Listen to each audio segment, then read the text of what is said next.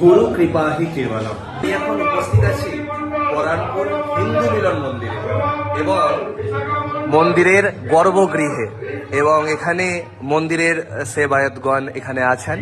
তাদের মুখে এই মন্দিরের সমস্ত কথা আপনারা শ্রবণ করে নেন। গুরু কৃপাহি কেবলম।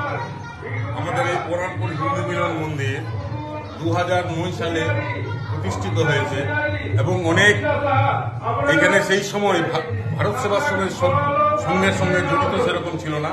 আমাদের বাবা দাদু এরা সব এই প্রতিষ্ঠানটা প্রতিষ্ঠা করেছিল।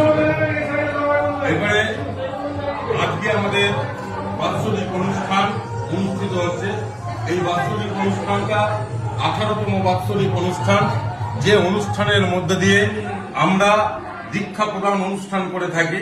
আমরা এই এসে বিশ্ব শান্তি যজ্ঞ করে থাকি। আমরা পরম মহারাজের আমরা স্মৃতিচারণ করি, বৈদিক মন্ত্র করা হয়।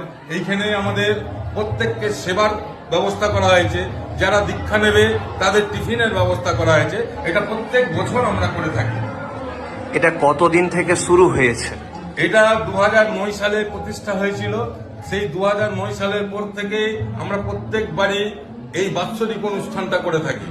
এইটা হচ্ছে 18তম বাৎসরিক অনুষ্ঠান। আচ্ছা, এই বাৎসরিক অনুষ্ঠানে কি দীক্ষা দেওয়ার বিষয় আছে? বাৎসরিক অনুষ্ঠানে প্রত্যেকবার আমাদের এখানে দীক্ষা প্রদান অনুষ্ঠান করা হয়।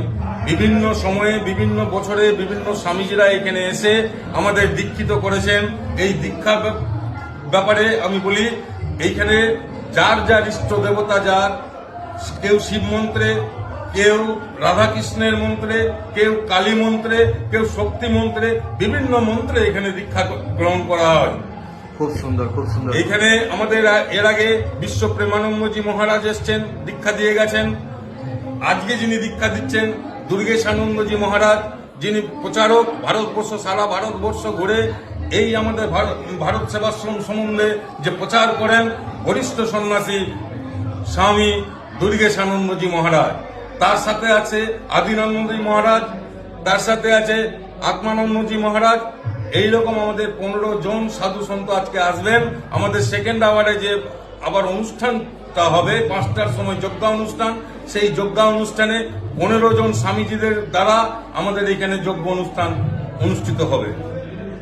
আর এখানে আসতে গেলে কোন দিক দিয়ে আসতে গেলে, মানে মালদা থেকে যদি কেউ আসে বা আর অন্য জায়গা থেকে যদি কোনো আসে, মানে এই স্থানটা একটু, লোকেশনটা একটু বলে দেন। এই স্থানটা পরানপুর বহু পুরনো জায়গা, এর সাথে একটা স্মৃতি জড়িয়ে আছে। আমরা যেখানে বসে আছি মিলন মন্দিরে, তার পাশেই হচ্ছে আমাদের হিন্দু সমাজের বড় মন্দির রাধা গোবিন্দের মন্দির হরিবাসর। সেই হরিবাসর বহু প্রায় 100 বছরের পুরনো। সেখানে আমাদের যিনি এই প্রতিষ্ঠা করেছিলেন তিনি হচ্ছেন সৌদামণি, আমরা খুকি মাতা বলে ডাকি, স্বয়ং অন্নপূর্ণা। আমাদের এখানে কোনো অন্যের কোনোদিন অভাব আমাদের হয়নি। আচ্ছা, কেউ যদি রতুয়ার দিক থেকে আসে, যদি কেউ রতুয়ার দিক থেকে আসে তাদেরকে বলো রতুয়া থেকে বাহারাল, বাহারাল থেকে আমাদের যে লাইনটা মাদিয়াঘাট বা কোতোয়ালি লাইন চলে গেছে, তার মধ্যে পরানপুর বললেই যে কেউ বাস স্ট্যান্ড বললে সব বাস এখানে দাঁড়ায়। আর কেউ যদি মালদা থেকে আসে, তবে মালদা থেকে আসতে গেলে আপনার 3টে লাইন আছে। একটা হচ্ছে মাদিয়া চাচল ভায়া মানিকচক, যেটা সেখানে হতে গেলে আপনাকে বাহারালে নামতে হবে, নেমে পরানপুর আসতে হবে। আরেকটা হচ্ছে মাদিয়াঘাট লাইনে, মাদিয়াঘাট লাইনে আসতে গেলে পরানপুরে নামতে হবে। মালদা মাদিয়াঘাট লাইনে যদি চাচল যায় সেটা পরানপুরে নামতে হবে। আরেকটা হচ্ছে কোতোয়ালি দিয়ে। আচ্ছা আচ্ছা আচ্ছা, অনেক অনেক ধন্যবাদ। একটু আপনার পরিচয়টা বলে দেন। আমি শরদিন্দু কুমার দাস, এই মিলন মন্দিরের সম্পাদক। আচ্ছা, একটু আপনি আপনার পরিচয়টা বলে দেন।